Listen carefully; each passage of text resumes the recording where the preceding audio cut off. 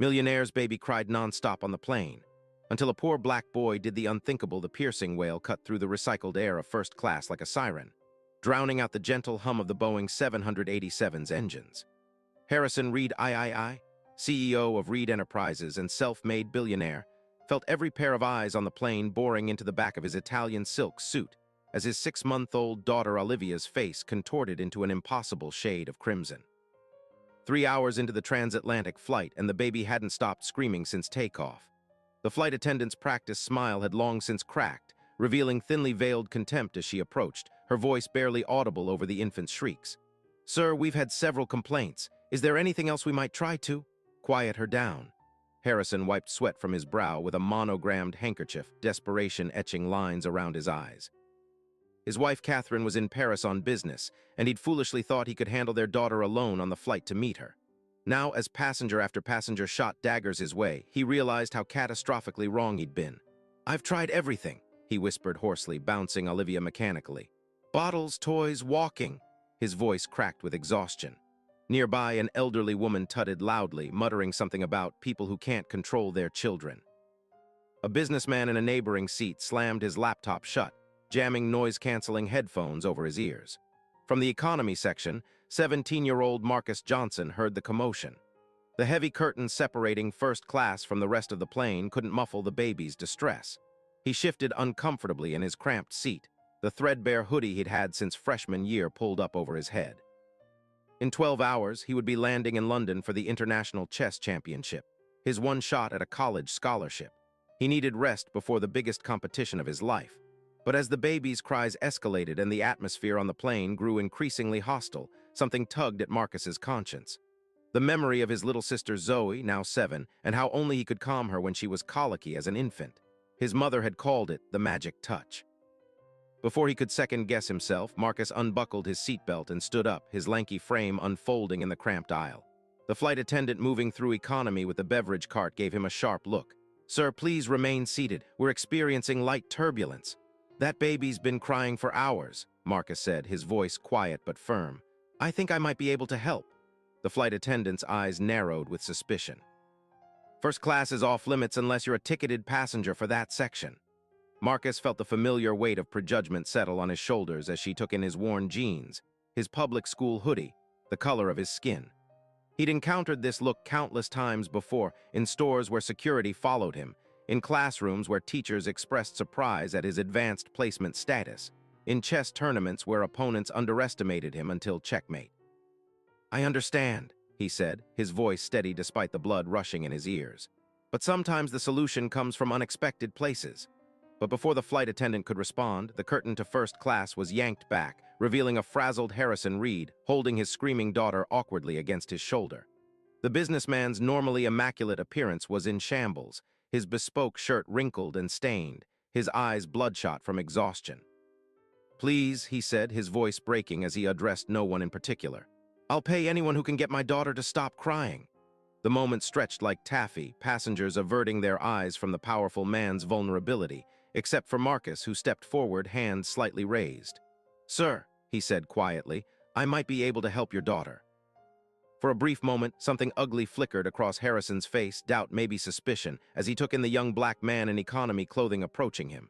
But desperation quickly overrode everything else. 3 hours of non-stop screaming had brought the billionaire to his knees. "You have experience with babies?" Harrison asked, trying to keep the skepticism from his voice. "My little sister had colic," Marcus replied, his calm confidence belying his racing heart. "May I?" He extended his arms toward the wailing infant. Harrison hesitated only a moment before surrendering his daughter. The entire plane seemed to hold its breath. And then Marcus did the unthinkable. But to understand how this moment came to be, how a 17-year-old chess prodigy from Southside Chicago ended up holding a billionaire's baby miles above the Atlantic, we need to go back. Back to when the day began, when two lives from entirely different worlds were set on a collision course that would change them both forever. Hey everyone! If you're enjoying this story so far, make sure to subscribe to our channel and comment where you're watching from. Now, let's continue with our story. 6 hours earlier, Marcus Johnson had stood in front of the bathroom mirror in his family's small apartment, straightening the collar of his one good shirt. Outside the thin walls, the city was already alive. Car horns, voices, the distant rattle of the L train that would take him to O'Hare International. On the counter lay an envelope containing his boarding pass, passport, and the carefully folded letter from the International Chess Federation that had changed everything. "You got this," he whispered to his reflection, repeating his coach's mantra. His fingers, long and deft from years of moving chess pieces, trembled slightly. Behind him, the bathroom door creaked open, and his mother's face appeared, her night shift exhaustion temporarily eclipsed by pride. "My champion," Gloria Johnson said, her voice thick with emotion. She worked doubles as a nurse's aide to keep their family afloat after Marcus's father had been incarcerated 6 years ago. Every tournament entry fee, every chess book, every late-night practice session had been a sacrifice for her. London won't know what hit them. Marcus grinned, though anxiety coiled in his stomach like a spring. "It's just the qualifying rounds, Mom. Don't start planning the victory parade yet." "Mom," she hummed, unconvinced, smoothing an invisible wrinkle from his shoulder. "The same way it was just the state championship and just the nationals." She cupped his face in her hands, her eyes serious now. "Listen to me. You belong there, no matter what anyone says or how they look at you. You earned this." From the small living room, 7-year-old Zoe's voice rang out. "Marcus, your chess stuff is ready." His little sister had laid out his travel chess set, notebook, and lucky pencil on the coffee table with ceremonial precision. 20 minutes later, Gloria pressed taxi fare into his palm despite his protests. "No son of mine is taking public transit to the airport for an international flight," she insisted.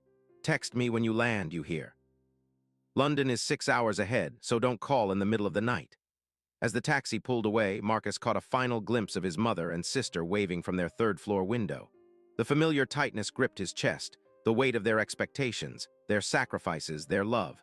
He couldn't afford to fail.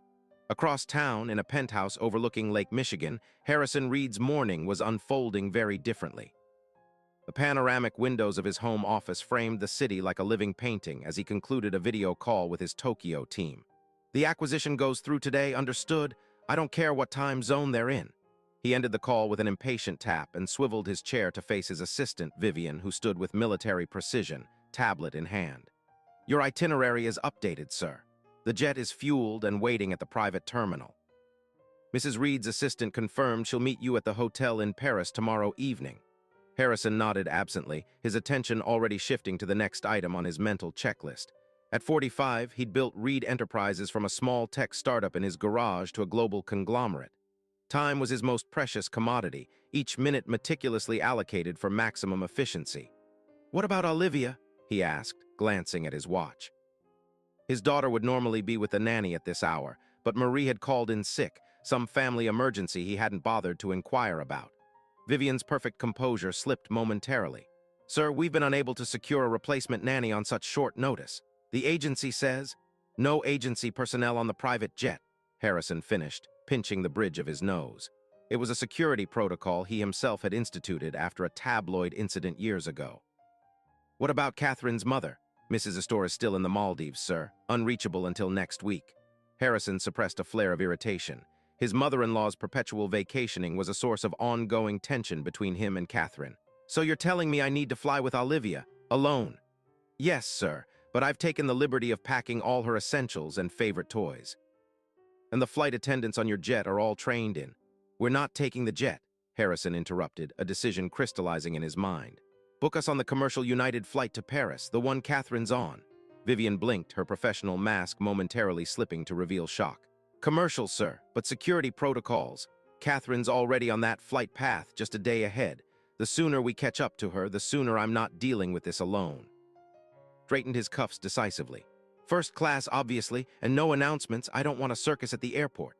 90 minutes later, Harrison sat in United's first-class lounge, uncomfortably aware of the stares from fellow travelers who recognized him despite his attempt at a low-key appearance. Olivia squirmed on his lap, fascinated by the platinum credit card he'd given her to play with. His phone buzzed with a text from Catherine. "Are you seriously flying commercial with our daughter?" "Have you lost your mind?" He typed back quickly, calculated decision. "We'll explain when we see you. Olivia's fine." As if on cue, his daughter cooed and grabbed at his tie with surprising strength. Harrison felt a flicker of the unfamiliar pride that occasionally caught him off guard since becoming a father late in life. At 45, with an empire to run, a child hadn't been in his plans. But Catherine had wanted a family, and Harrison had learned long ago that his wife usually got what she wanted. He bounced Olivia gently on his knee, studying her features, Catherine's eyes, his mother's chin. Would she inherit his drive, his relentless ambition, or Catherine's diplomatic charm? He rarely had time for such reflections in the whirlwind of his daily schedule. "Mr. Reed," a lounge attendant approached with a practiced smile. "Your flight is boarding now. We'll escort you through the priority lane." Harrison gathered Olivia and her surprisingly extensive paraphernalia. How did something so small require so much equipment? The diaper bag alone weighed more than his laptop case. As the first-class passengers were welcomed aboard, Harrison felt a moment of misgiving. He hadn't flown commercial in nearly a decade. The flight attendant's recognition was immediate, her eyes widening slightly before her training reasserted itself. "Welcome aboard, Mr. Reed. May I help you with anything before takeoff?" "We're fine," he said curtly, settling into the wide seat with Olivia on his lap. He declined champagne, arranged the baby's blanket, and answered 3 urgent emails one-handed before the announcement to switch off electronic devices.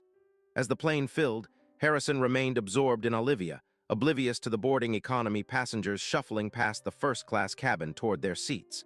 Among them was Marcus Johnson, who paused briefly at the sight of the famous tech billionaire cuddling an infant. The contrast between the man's austere public image and this tender moment with his child was jarring. A flight attendant cleared her throat pointedly, and Marcus continued down the aisle to his seat in economy, stowing his small backpack carefully. The International Chess Championship had covered his flight, but just barely. His seat was in the last row, beside the restrooms, with minimal legroom for his lanky frame. As he settled in, Marcus removed his travel chess set from his pocket, a magnetic miniature board his coach had given him for his 15th birthday. He set up the pieces with practiced precision, preparing to review the opening strategies he'd been studying for months. 45 minutes into the flight, as the seatbelt sign switched off and the first round of drinks was being served, Olivia Reed began to fuss. At first, it was just whimpering, barely noticeable above the ambient noise of the cabin. Harrison jiggled her gently, offering a pacifier that she promptly spat out. The whimpering escalated to crying, then full-throated screaming that seemed impossible from something so small. Harrison's expression shifted from mild concern to barely concealed panic as he rifled through the diaper bag, producing toys, bottles, and blankets in rapid succession. Nothing helped. By the 1-hour mark, passengers in first class were exchanging irritated glances. By hour 2, several had complained to the flight attendants. By hour 3, Harrison Reed, a man who commanded boardrooms and brokered billion-dollar deals, was completely undone by his inconsolable daughter. Back in economy, Marcus tried to focus on his chess strategies, but the baby's cries penetrated even his noise-canceling earbuds. He noticed the increasing tension among passengers, the flight attendants' strained expressions as they hurried up and down the aisles. No one seemed to have a solution. As Marcus watched the curtain between classes being yanked back and heard the desperate billionaire's plea, something clicked into place.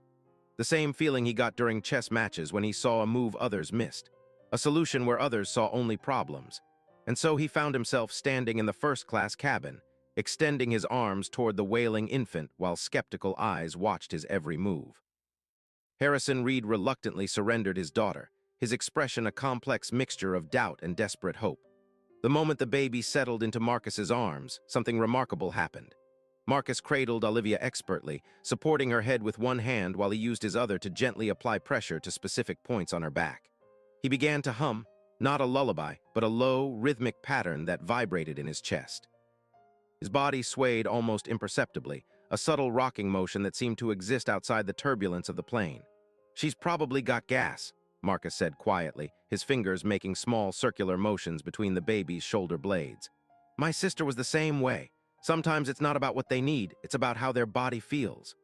Olivia's screams gradually subsided to hiccuping sobs, her tiny fists still clenched but her face relaxing from its alarming shade of red. Harrison stared in disbelief as Marcus continued his gentle ministrations, speaking to the baby in a low, soothing voice. "There you go. That feels better, doesn't it? All that pressure building up inside, nowhere to go. I bet you tried to tell them, but nobody understood. It's frustrating when no one gets what you're saying." A few more minutes of Marcus's mysterious technique, and Olivia's eyes began to droop. The transformation was nothing short of miraculous. The entire first-class cabin seemed to exhale collectively as the blessed silence settled over them. "How did you?" Harrison began, his voice hushed with amazement. Marcus carefully transferred the now drowsy baby back to her father's arms. "My mom works double shifts. I helped raise my sister from when she was a newborn. Some things you just learn by doing." Harrison adjusted his hold on Olivia, trying to mimic Marcus's technique. I have a team of experts, pediatricians, child development specialists, and none of them showed me that. A slight smile touched Marcus's lips. With all due respect, sir, some things you can't learn from experts. You have to learn them from experience. The flight attendant who had earlier prevented Marcus from entering first class now hovered uncertainly nearby, witnessing the exchange. Her earlier suspicion had transformed into something like embarrassment. Man, Harrison said, studying Marcus with new interest, I believe I owe you a debt of gratitude. He shifted Olivia to one arm and extended his hand. Harrison Reed. I know who you are, sir, Marcus replied, shaking the offered hand firmly. I'm Marcus Johnson. Well, Marcus Johnson, you just saved everyone on this flight from a collective nervous breakdown, myself included. Harrison gestured to the empty first-class seat beside his own. Please join me for the remainder of the flight. I'd like to hear more about these techniques of yours. Marcus hesitated, glancing back toward economy. My bag. I'll have it brought up, Harrison said, nodding to the flight attendant who hurried to comply. As Marcus settled into the leather seat, wider than any chair in his apartment, the contrast between his morning and present circumstance wasn't lost on him. Just hours ago, his mother had scraped together taxi fare to send him off in style. Now he was sitting in first class beside one of the wealthiest men in America. So, Marcus, Harrison began once Olivia was securely sleeping in the bassinet the flight attendant had finally set up. What brings you on this flight to Europe? College tour? Family vacation? Marcus straightened slightly. Chess tournament, sir, the International Youth Championship in London. Harrison's eyebrows rose with genuine surprise. Chess, you're a player. Yes, sir, internationally ranked junior master. A calculating look entered Harrison's eyes, the same expression he wore when assessing potential acquisitions. Fascinating, and yet you also possess these rather unusual childcare skills. Marcus met the billionaire's gaze directly. Where I come from, you learn to be good at many things. Specialization is a luxury. Something in his tone caused Harrison to tilt his head, reassessing.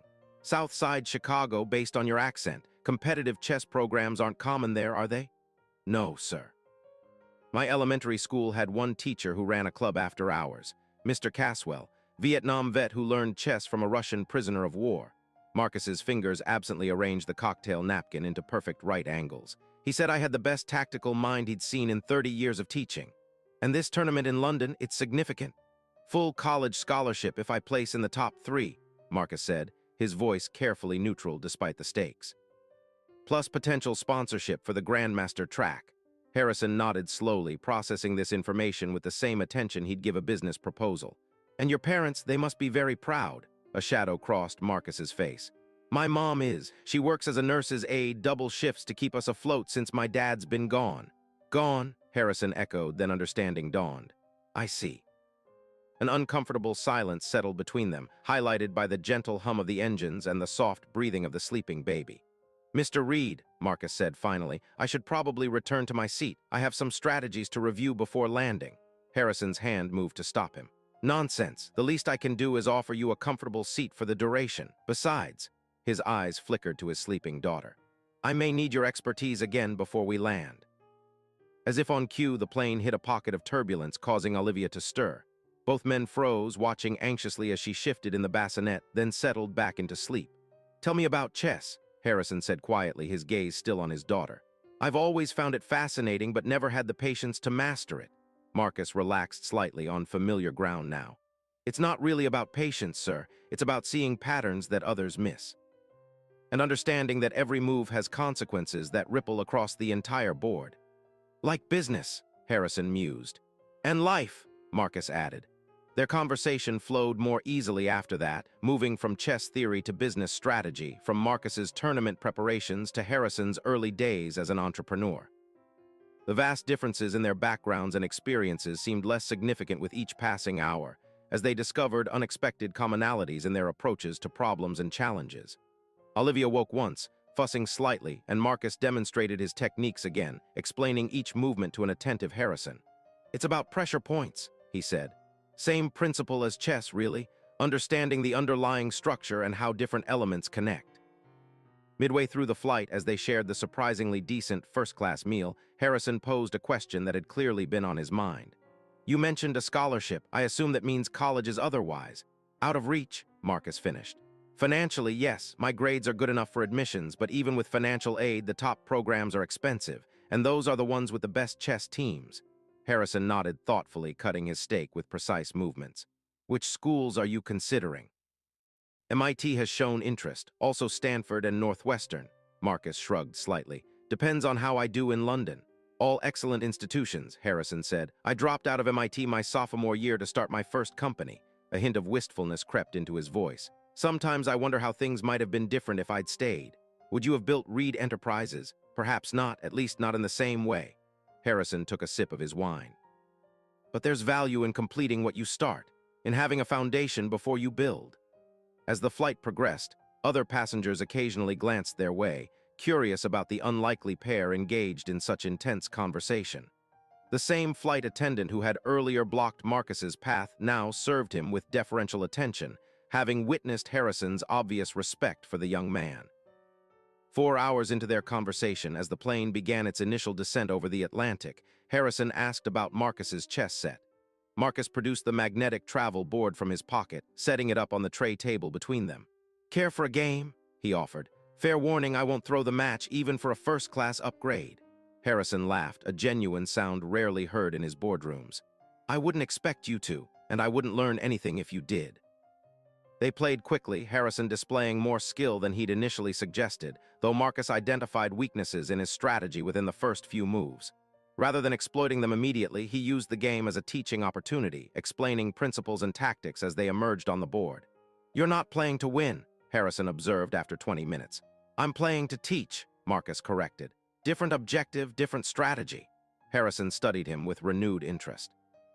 "Most people in your position would take the opportunity to beat a billionaire at chess. Ego boost." Marcus captured Harrison's bishop with a precise move. "My coach says playing to your opponent's level teaches you nothing. Neither does crushing someone with less experience." He gestured to the board. "This way, we both learn something." The game concluded with Harrison's inevitable defeat, though more gracefully than it might have been. As they reset the pieces, Olivia began to stir again in her bassinet. "Perfect timing," Harrison said, lifting his daughter carefully. "We'll be landing soon."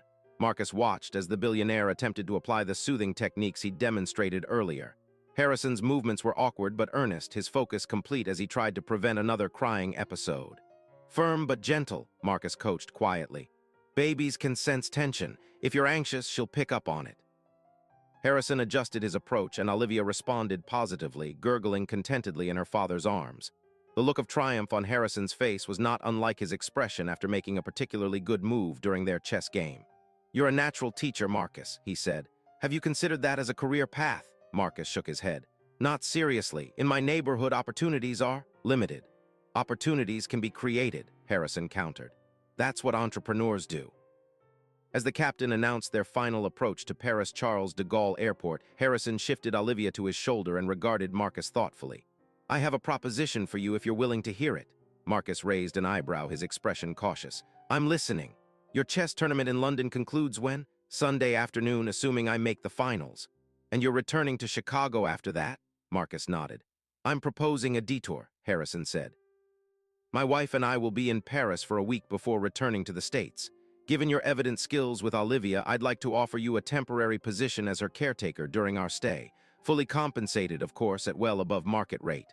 Marcus blinked, taken aback. "You want to hire me as a nanny?" "I prefer childcare consultant," Harrison said with a hint of a smile. "The position includes private accommodation at the Hotel George V, all expenses covered, and a salary that should significantly supplement your college fund, regardless of the tournament outcome." The offer hung in the air between them, unexpected and life-altering in its potential. Marcus's mind raced through calculations and considerations. The extra time away from home, the prestigious hotel, the compensation that could change his family's financial situation overnight. But beneath these practical matters ran a deeper current of recognition. Harrison Reed, a man who could hire anyone in the world, was offering him a position of trust with his most precious possession, his child. "May I have some time to consider it?" Marcus asked, his voice steady despite his internal turmoil. "And I'd need to discuss it with my mother." "Of course," Harrison nodded, reaching into his jacket pocket for a business card. "My private number. Let me know your decision after your tournament." As the plane touched down in Paris, jostling slightly on the runway, Harrison settled Olivia more securely in his arms and turned to Marcus with an expression of genuine gratitude. "Regardless of your decision, I want to thank you, Marcus, not just for helping with Olivia, but for the conversation. It's been illuminating." Marcus nodded, understanding the unspoken layers in the billionaire's words. Sometimes the most valuable moves in chess aren't the ones that capture pieces, Mr. Reed. They're the ones that change the structure of the entire board.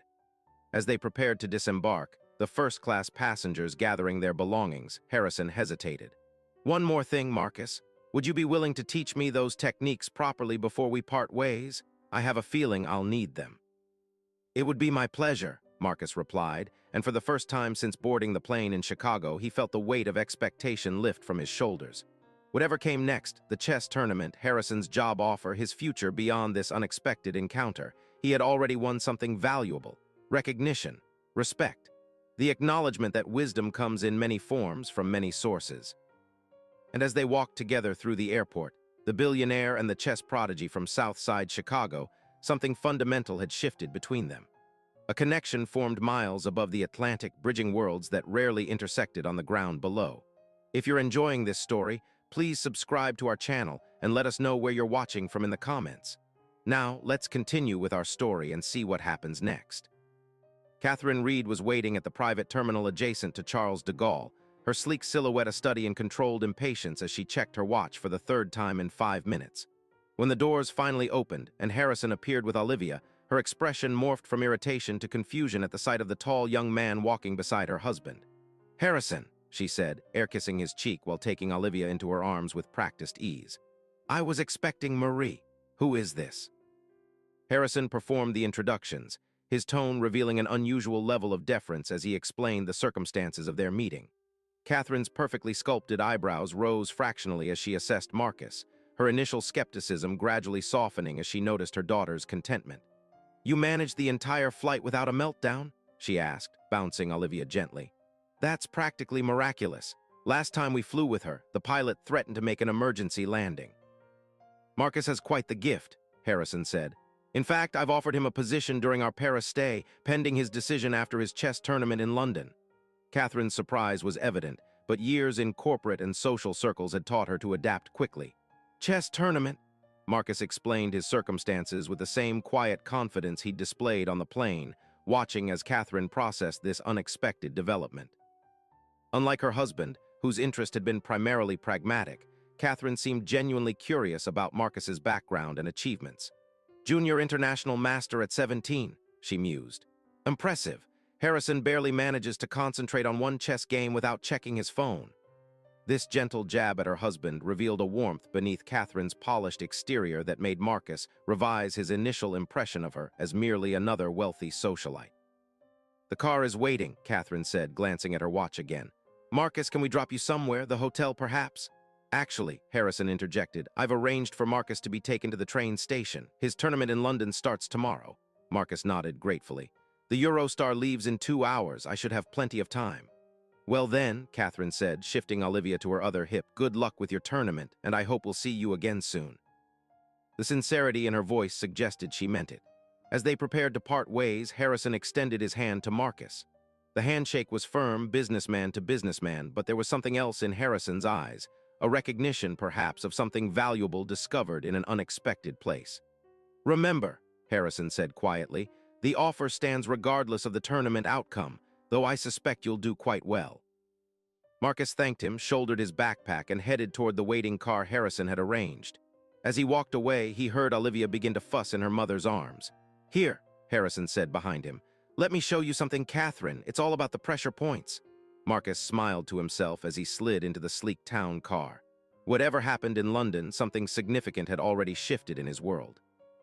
A door had opened, revealing possibilities he hadn't imagined when he boarded the plane in Chicago. The Eurostar sped through the French countryside, fields and villages blurring past the windows as Marcus reviewed his opening strategies one last time. His phone buzzed with a text from his mother. "Landed safely?" He typed back quickly, "In France, taking train to London now. You won't believe what happened on the flight." As he began composing a longer message explaining the extraordinary encounter, another text appeared on his screen, this one from an unknown number. "This is Harrison Reed. Just wanted to wish you luck tomorrow. Olivia says thanks again." Marcus stared at the message, a smile tugging at his lips. He saved the number to his contacts before replying, "Thank you, sir. Give Olivia my best." After a moment's hesitation, he added, "Remember firm but gentle pressure and breathe with her, not against her." The response came almost immediately, sage advice for business negotiations as well. We'll keep you posted on my progress. By the time the Eurostar pulled into St. Pancras station, London's evening lights were blinking on across the city. Marcus collected his backpack, double-checking that his chess set and tournament credentials were secure, and stepped onto the platform. The weight of tomorrow's competition settled back onto his shoulders, but it felt different now, balanced by the unexpected validation of the day's events. The tournament hotel was modest compared to the luxury Harrison had offered in Paris, but the lobby buzzed with chess energy. Players from around the world hunched over boards, discussing strategies in multiple languages, sizing up the competition. Marcus checked in, received his contestant packet, and headed to his room to prepare for the morning's first match. As he laid out his tournament clothes, the one good suit his mother had found at a second-hand store and altered to fit him perfectly, his phone buzzed again. This time it was his coach, Frank Desmond, a gruff former champion who'd taken Marcus under his wing 4 years earlier. Arrived safely? Get some sleep. Remember what we practiced. First-round opponent is Dmitry Volkov, Russian junior champion. Strong opening game but gets impatient in the middle. Make him wait. Marcus replied with a thumbs-up emoji, knowing Coach Desmond's aversion to unnecessary words. Then he set his alarm, laid out his tournament materials, and tried to quiet his mind for sleep. But as he drifted off, it wasn't chess positions that filled his thoughts. It was the image of Harrison Reed, Billionaire CEO, learning to soothe his baby daughter with techniques passed down from Marcus's mother, who had learned them from her mother before her. Knowledge flowing across boundaries of class and race and privilege, connecting 3 generations in an unexpected lineage of wisdom. Morning came too quickly, London's gray dawn filtering through thin hotel curtains as Marcus's alarm chirped insistently. He rose, went through his tournament routine with methodical precision, and headed down to the competition hall where the day's pairings were posted. As his coach had predicted, his first opponent was Dmitry Volkov, the Russian prodigy whose aggressive style had dominated European junior championships for the past 2 years. Marcus studied the tournament bracket, mentally calculating his path to the finals, when a familiar name caught his eye. Lawrence Kingsley III, American junior champion from New Hampshire, son of a senator and Marcus's longtime nemesis on the circuit. Their last encounter at the Nationals had ended in controversy when Lawrence's father had questioned the officiating after Marcus's victory. The implied accusation of favoritism had stung, though the tournament committee had firmly rejected the complaint. Lawrence himself stood at the other end of the hall, surrounded by his entourage, coach, assistant, psychological consultant, all provided by his family's considerable resources. He caught Marcus's eye and smirked, a gesture loaded with the same dismissive confidence he'd displayed at every previous encounter. Marcus turned away, focusing instead on his own preparation. Coach Desmond appeared at his elbow, coffee in hand, his perpetual scowl firmly in place. "Ignore the Kingsley kid," he growled. "He's in your head only if you let him in. Focus on Volkov, 1 game at a time." The first round began with ceremonial formality, handshakes, clock settings, the hushed atmosphere of concentrated thought descending over the hall. Dmitry Volkov played as expected, aggressive and confident, pushing for early advantage. Marcus responded with the patient strategy he and Coach Desmond had developed, allowing Volkov to extend himself, then capitalizing on the subtle weaknesses that emerged. 3 hours later, Marcus had his first victory. By evening, he had advanced through the preliminary rounds to secure his place in the next day's quarterfinals. Lawrence Kingsley had also advanced, setting up the possibility of a semi-final confrontation if both continued their winning streaks. Back in his hotel room that night, Marcus found a message from Harrison. "How did the first day go?" He replied with a brief summary of his matches and standings, surprised by the Billionaire's continued interest. Harrison's response came quickly. "Excellent progress. Olivia has slept through the night twice using your techniques. Catherine thinks I've been replaced by a body double. Keep us posted on tomorrow's matches." The exchange left Marcus smiling as he prepared for bed. The connection formed on the plane seemed to be evolving into something like mentorship, or perhaps even friendship, an outcome he never could have predicted when he boarded in Chicago. The tournament's second day brought increased pressure as the field narrowed. Marcus advanced through his quarterfinal match against a talented player from India, his focus absolute as he maneuvered through a complex middle game to force a resignation at move 37. The victory put him into the semifinals, and as fate would have it, face-to-face with Lawrence Kingsley III. Their semifinal match drew a crowd, the history between the two players adding drama to the already tense competition. Lawrence arrived flanked by his support team, while Marcus sat alone, Coach Desmond having been called away to assist another of his students who had advanced in the junior division. "All by yourself today, Johnson?" Lawrence commented as they set up the board. "No entourage from the south side?" Marcus met his gaze calmly. I think more clearly without distractions." Lawrence's mouth tightened at the implied criticism, but further conversation was cut short by the tournament director's arrival to start the clock. The game began with Lawrence playing white, opening with an aggressive Sicilian variation that had become his signature. For nearly 2 hours, they battled across the 64 squares, each move a calculated risk, each position a complex puzzle of possibilities. Lawrence played well, forcing Marcus to defend a series of attacks that tested the limits of his preparation. But in the critical moment, when Lawrence overextended in pursuit of a tactical advantage, Marcus found the counterattack that Coach Desmond had drilled into him over countless practice sessions. The endgame was mathematical in its precision, Marcus converting his slight advantage into a winning position with the patience that had become his hallmark. When Lawrence finally tipped over his king in resignation, the crowd's murmur rose to an appreciative buzz. "Good game," Marcus said, extending his hand across the board. Lawrence hesitated before accepting the handshake, his grip just a fraction too tight. "Lucky counter," he muttered. "Not luck," Marcus replied quietly. "Pattern recognition. The same position came up in your match against Petrov last year at the Invitational. You made the same choice then with the same result." Lawrence's eyes widened slightly, surprise replacing resentment for a moment. "You studied my games." "All of them," Marcus confirmed. "Just as I'm sure you studied mine." A grudging respect flickered across Lawrence's face. "Finals tomorrow then, against Zimmerman." He nodded toward the adjacent board where the German champion had just secured his own place in the finals. "He's been unstoppable this season." "Everyone's stoppable," Marcus said. "It's just a matter of finding the right move at the right time." As he gathered his materials, Marcus's phone buzzed with a text from Harrison. "Semi-final result." He typed back quickly, "Victory. Finals tomorrow against Zimmerman." Harrison's response was immediate, "Excellent. One more to go. Olivia and I are cheering for you from Paris." The attached photo showed Harrison holding Olivia, both giving thumbs up to the camera, the Eiffel Tower visible through a window behind them. The casual warmth of the image, so at odds with Harrison Reed's public persona, brought a smile to Marcus's face as he headed back to his hotel. That evening, as he reviewed his notes on Zimmerman's playing style, a call came through from his mother. Her voice was thick with emotion when he told her about making the finals. "I knew it," Gloria said, pride radiating through the connection. "I told everyone at work my son's going to be a champion."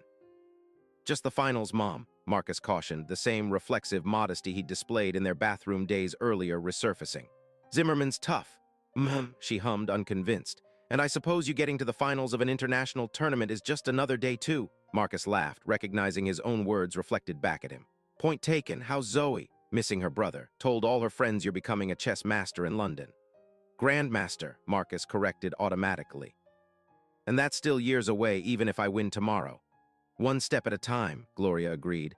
"Oh, before I forget, there was a call for you from some foundation about a possible sponsorship. I took down the number." Marcus frowned. "What foundation?" "Reed Foundation for Educational Excellence. Said they were considering you for their chess development program. Wanted to talk after the tournament." Marcus's pulse quickened. The Reed Foundation was Harrison's philanthropic organization, known for its selective but generous support of promising students from disadvantaged backgrounds. Had Harrison already set this in motion, regardless of Marcus's decision about the Paris offer? "Did they leave a contact name?" he asked, trying to keep his voice casual. "Someone named Vivian, very professional sounding. I have her number here somewhere." After finishing the call with his mother, Marcus sat on the edge of his hotel bed, turning this new development over in his mind. The chess scholarship had always been his focus, his path to college and beyond. But Harrison's interest, both the Paris offer and now this potential foundation sponsorship, opened doors he hadn't even known existed. His phone buzzed again with a text from Harrison. "Get some rest. Big day tomorrow. Remember what you told me about Olivia, tension transfers. Stay calm, trust your preparation." The parallels between chess strategy and baby-soothing techniques brought a smile to Marcus's face as he prepared for bed. Two worlds that had seemed entirely separate now, connected through unexpected principles. Finals day dawned clear and crisp, London's autumn sunshine streaming through the tournament hall's high windows as spectators filled the viewing area. The match between Marcus and Zimmerman had been promoted as the highlight of the youth championship. the precision-focused German champion versus the intuitive American challenger. As Marcus took his place at the board, he was surprised to see Coach Desmond in the front row of the audience, giving him a gruff nod of encouragement. Beside him sat an unfamiliar woman in a tailored suit who Marcus somehow knew must be Vivian, Harrison's assistant. Her presence confirmed that the Reed Foundation's interest was real, not just a product of his mother's misunderstanding. The final match was scheduled for 5 hours, with potential extensions if needed, a test of endurance as much as skill. Zimmerman played white, opening with a conservative queen's gambit that set the tone for a strategic battle. 2 hours in, the position remained balanced, neither player willing to risk the aggressive moves that might create weaknesses. Marcus found himself drawing on the same patience he'd described to Harrison, the ability to wait for the right moment, to recognize patterns as they emerged from apparent chaos. In the third hour, Zimmerman began pressing for advantage, perhaps sensing fatigue in his opponent. But Marcus had trained for this, pushing through the mental exhaustion to find clarity in the critical positions. When Zimmerman finally overcommitted to an attack on Marcus's queenside, the counter was there, subtle but devastating, a knight sacrifice that led to a winning endgame combination. The tournament hall erupted in applause as Zimmerman extended his hand in resignation, genuine respect in his eyes. "Brilliant sacrifice," he said in accented English. "I did not see it until too late." "Thank you," Marcus replied, the reality of his victory still sinking in. "Your middle game pressure was intense." As the tournament officials prepared for the awards ceremony, Marcus found himself surrounded by well-wishers, reporters, and representatives from chess organizations. Coach Desmond pushed through the crowd to grip his shoulder tightly, the closest thing to a hug the taciturn man ever offered. "Knew you had it in you," he growled. "Perfect execution of our strategy." Before Marcus could respond, Vivian appeared at his elbow, smartphone in hand. "Congratulations, Mr. Johnson. Mr. Reed would like to speak with you when you have a moment." She handed him the phone, and Harrison's voice came through clearly despite the noisy hall. "Marcus, spectacular victory. We watched the live stream of the final moves. Even I could appreciate the brilliance of that knight's sacrifice." "Thank you, sir," Marcus said, still processing the convergence of his chess triumph with this unlikely connection to the billionaire. "I appreciate you taking the time to watch." "Wouldn't have missed it," Harrison replied. "Vivian has information about the Foundation's chess development program. We'd like to discuss it with you in Paris, if you're still considering our offer." The awards ceremony was a blur of handshakes, photographs, and the weight of the championship trophy in Marcus's hands. The tournament director announced the scholarship award that had been his primary goal, but it now seemed just one part of a larger picture taking shape around him. Afterward, as the hall cleared and Marcus gathered his belongings, Vivian approached with precise efficiency. "Mr. Reed has arranged for the Eurostar to Paris this evening, if that suits your schedule. The Foundation is very interested in discussing your future development, beyond the immediate scholarship." Marcus thought of his mother and sister waiting for news in Chicago, of the return flight he'd booked for the following day, of the school he'd be missing if he extended his trip. "Could I make a call first?"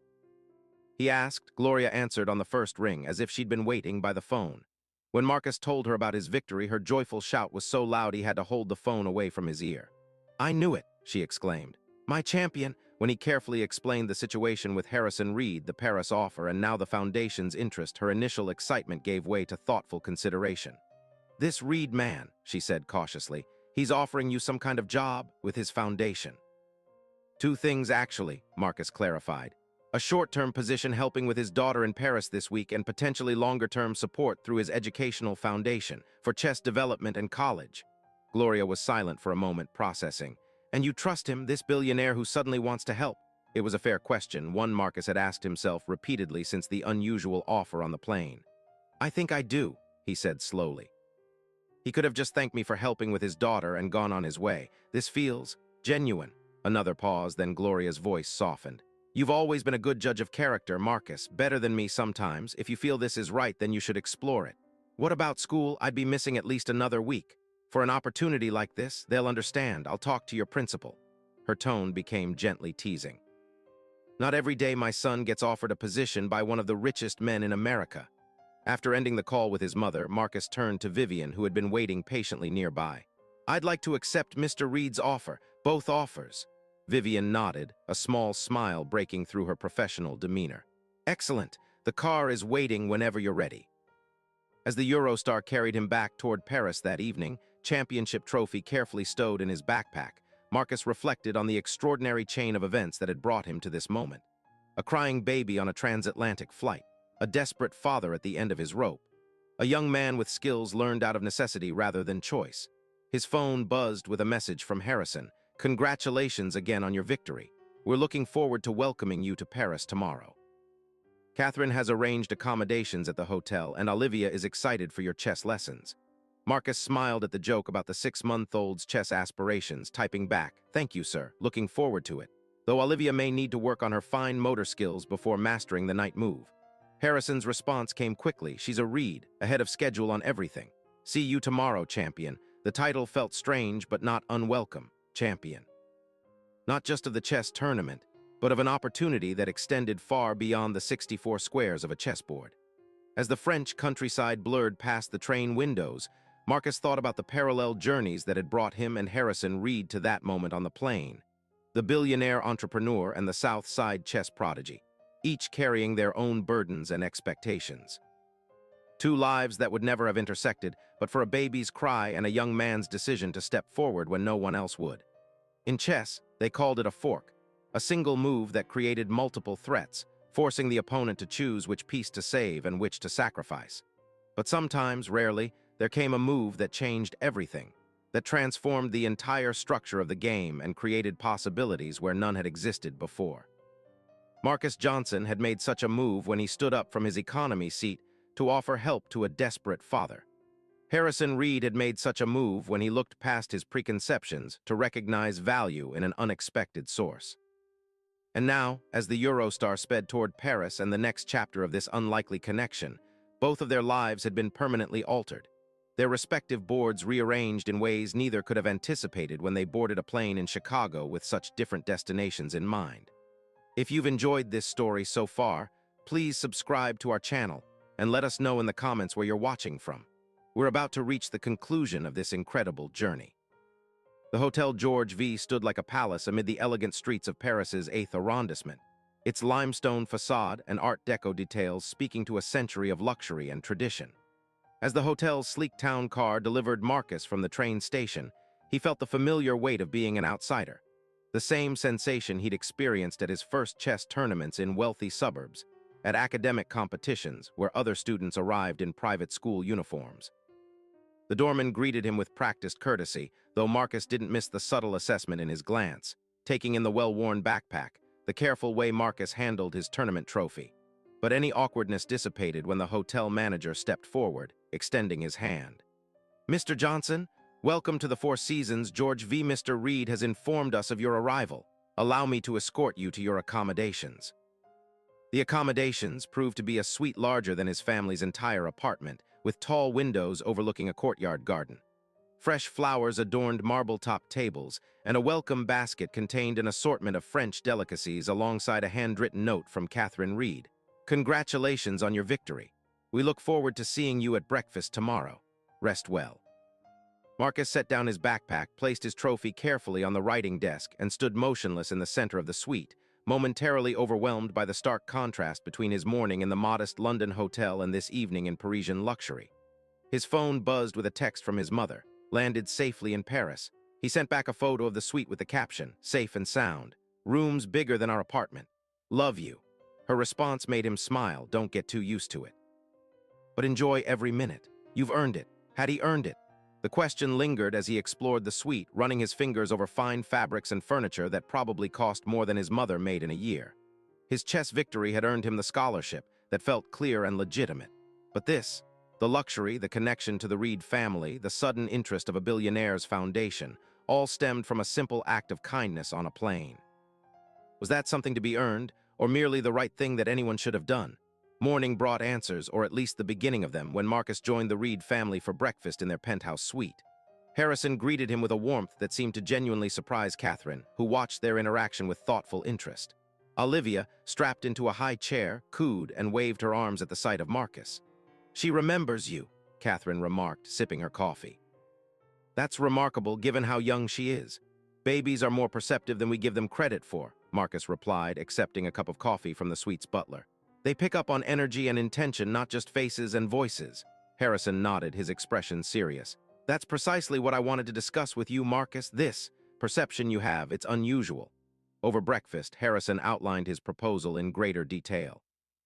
The short-term position would involve Marcus staying in Paris for the week, helping with Olivia while Harrison and Catherine attended a series of business functions and charitable events. The longer-term opportunity through the Reed Foundation would provide not just financial support for college, but mentorship, internship placements, and development of what Harrison called Marcus's unique interpersonal intelligence. "I've built my career on recognizing talent in unexpected places," Harrison explained, cutting his omelet with precise movements. "What you demonstrated on that plane wasn't just a knack for childcare. It was emotional intelligence, problem-solving under pressure, and the ability to bridge worlds that rarely connect. Those are rare skills, Marcus, skills my foundation and my company value highly." Catherine leaned forward, her initial reserve now replaced with genuine engagement. "What Harrison is trying to say in his typically roundabout business fashion is that we'd like to invest in your future, beyond chess, beyond college, though those remain important components." Marcus set down his coffee cup carefully, processing their words. "May I ask why? I appreciate the opportunity, but there must be thousands of talented young people you could support." Harrison and Catherine exchanged a glance that contained an entire conversation. It was Catherine who finally answered. "Frankly, Marcus, what you did on that plane forced us to confront some uncomfortable truths about our assumptions, about how we've structured our lives to insulate ourselves from certain realities. What my wife is diplomatically trying to express," Harrison added, "is that we've built walls around our world, walls that keep out perspectives and wisdom we clearly need." He gestured toward Olivia, who was happily mashing banana into her high chair tray. "We have experts and consultants for everything related to our daughter, yet none of them could do what you did instinctively." "That's not entirely fair," Marcus said, surprising himself by defending the unknown experts. "They probably didn't have the specific experience I had with my sister. Different backgrounds lead to different kinds of knowledge." "Precisely," Catherine said, her expression approving. "And that's why diversity of experience and perspective matters, not just as some corporate talking point, but in practical, everyday ways." Harrison nodded, his gaze thoughtful as it rested on Marcus. "The foundation program I'm proposing isn't charity, Marcus. It's an investment. In you, certainly, but also in what you represent, the talent and potential that exists beyond the narrow pipelines traditional institutions recognize." As the conversation continued, Marcus began to understand that what had started as a chance encounter on a plane had evolved into something more significant for the Reed family, a catalyst for reassessing their approach to privilege, opportunity, and the invisible barriers that separated their world from his. The week in Paris unfolded with a rhythm that balanced Marcus's responsibilities to Olivia with opportunities to explore the city and continue his chess studies. Harrison had arranged for him to meet with a French grandmaster for several coaching sessions, while Catherine ensured he experienced cultural highlights beyond the typical tourist attractions. Caring for Olivia proved both rewarding and illuminating. The baby responded to him with consistent delight, and Marcus found himself teaching both Harrison and Catherine the techniques his mother had passed down, not just the physical methods of soothing and comfort, but the underlying philosophy of respect and attention. "You listened to her?" Catherine observed one evening as she watched Marcus calm Olivia after a particularly fussy day. "Not just to her cries, but to what she's trying to communicate before she gets upset." Marcus nodded, gently working pressure points along Olivia's tiny spine. "My mom calls it speaking baby. It's about recognizing patterns and signals before they escalate, kind of like chess, seeing the position developing before the critical moment arrives."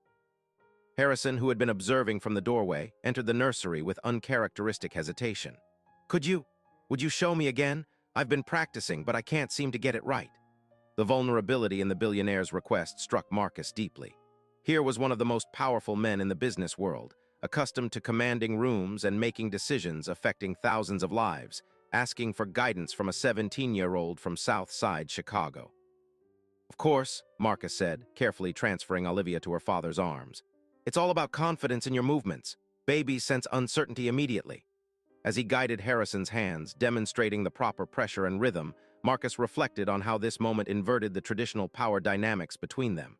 In this room, with this specific knowledge, he was the authority, his experience valued precisely because it came from outside Harrison's usual spheres of influence. By the end of the week, as Marcus prepared to return to Chicago, the relationship between him and the Reed family had evolved into something neither side could have anticipated. Harrison and Catherine had come to rely on his insights about Olivia, while Marcus had gained a new perspective on the world of privilege and power the Reeds inhabited, its advantages and limitations, its insulations and blind spots. On his final evening in Paris, Harrison invited Marcus to join him for a walk along the Seine. As they strolled past the Pont Neuf, street lamps reflecting in the dark water, Harrison broached the subject they'd both been circling. "The Foundation's offer remains open," he said. "Full support through college, mentorship, internships at Reed Enterprises if you're interested. No strings attached, regardless of your career path." Marcus nodded, watching a tour boat glide beneath the bridge, its lights creating ripples of gold on the water's surface. "It's an incredible opportunity, one that could change everything for me and my family." "But," Harrison prompted, hearing the unspoken reservation in Marcus's tone. "But I need to be sure I'm accepting it for the right reasons," Marcus said carefully. "That it's not just compensation for helping with Olivia. Or worse, some kind of charity case that makes you feel better about yourself." Harrison stopped walking, turning to face Marcus directly. In the lamplight, the lines of privilege and power that usually define the billionaire's face seemed softened, revealing the human complexity beneath. "Let me be clear, Marcus. What I'm offering isn't charity or compensation. It's recognition of exceptional talent and character. Same recognition I'd give to any promising young person I encountered, regardless of circumstances." He paused, choosing his next words with care. "The difference is that our paths would never have crossed without that flight. The worlds we inhabit are separated by more than just economic barriers. They're separated by systems designed to keep them distinct." Marcus considered this, understanding the truth in Harrison's words. "So this is about disrupting those systems." A smile touched Harrison's lips. "In a small way, yes. One connection at a time. One recognized talent at a time." He gestured toward the city lights surrounding them. "The greatest waste in our society is human potential left undeveloped because of artificial barriers. My foundation can't fix the entire system, but it can build bridges where opportunities arise." They resumed walking, silence settling between them as Marcus weighed the offer against his concerns about independence, about earned versus granted opportunity, about the complex dynamics of privilege and assistance. "There's something else you should know," Harrison said eventually. "Something Catherine and I discussed after watching you with Olivia this week. We're establishing a new initiative through the Foundation, a program to identify and develop emotional intelligence and caregiving skills in underserved communities." Marcus glanced at him, surprised. Based on what you showed us," Harrison confirmed. "The wisdom passed down through families like yours, the practical knowledge that exists outside formal education systems. We want to create pathways for that wisdom to be recognized, valued, and shared more widely." The magnitude of this development, a Billionaire's Foundation launching an initiative inspired by the skills Marcus's mother had taught him, left him momentarily speechless. "The program would benefit from your input," Harrison continued. "Not now, perhaps, but after college, when you've had time to develop your own path and perspective." As they completed their circuit along the river and turned back toward the hotel, Marcus felt the pieces of his decision falling into place like a well-executed chess endgame. The Foundation's support would open doors without determining which ones he chose to walk through. The connection to the Reed family would become part of his story without defining it entirely. "I'd be honored to accept the Foundation's support," he said finally, "and to contribute to the new initiative when the time comes." Harrison extended his hand, and they shook, no longer the desperate father and helpful stranger from the plane, but two individuals recognizing value in each other across the divides that might otherwise have kept them apart. The following morning, as Marcus prepared to depart for the airport, Catherine presented him with a small box elegantly wrapped in silver paper.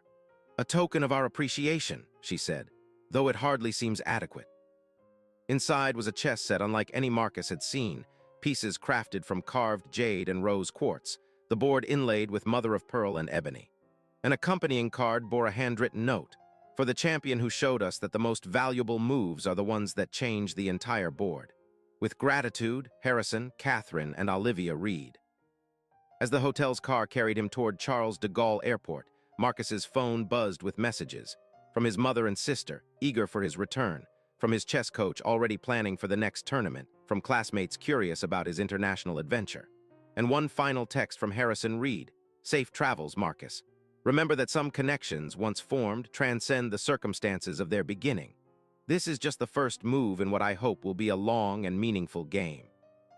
Looking out at the Paris streets slipping past his window, Marcus reflected on the extraordinary chain of events that had begun with a baby's cry on a plane and culminated in this moment of transition, returning to his life in Chicago, but with new possibilities, new connections, new understanding of his own value and potential. In chess, the most powerful move isn't always the most obvious or aggressive. Sometimes it's the quiet repositioning that changes the entire structure of the game, opening pathways that weren't visible before, creating connections between previously isolated pieces, transforming the board in ways that ripple through every subsequent decision. On a transatlantic flight, a young man from Southside Chicago had made such a move when he offered help to a desperate father and his crying baby. The ripple effects of that choice had altered not just his own trajectory, but the perspectives and priorities of a powerful family, creating possibilities that extended far beyond any single act of kindness. As the plane lifted off from Paris, carrying Marcus back toward the familiar landmarks and challenges of home, he understood that the true value of the connection formed with the Reed family lay not in the material support or opportunities offered, but in the recognition of worth across the boundaries that too often separated potential from opportunity, wisdom from power, one human experience from another. The greatest moves in chess as in life are those that build bridges rather than walls, that recognize value in unexpected places and create pathways for that value to transform the entire board. In reaching across the aisle of that first plane, Marcus Johnson had made just such a move. And in the game of life, unlike chess, such moves continue to resonate long after the final piece is played. Thank you so much for watching our story. If you enjoyed it, please subscribe to our channel and share your thoughts in the comments below. Where are you watching from? We'd love to know. And don't forget to turn on notifications so you never miss our next story.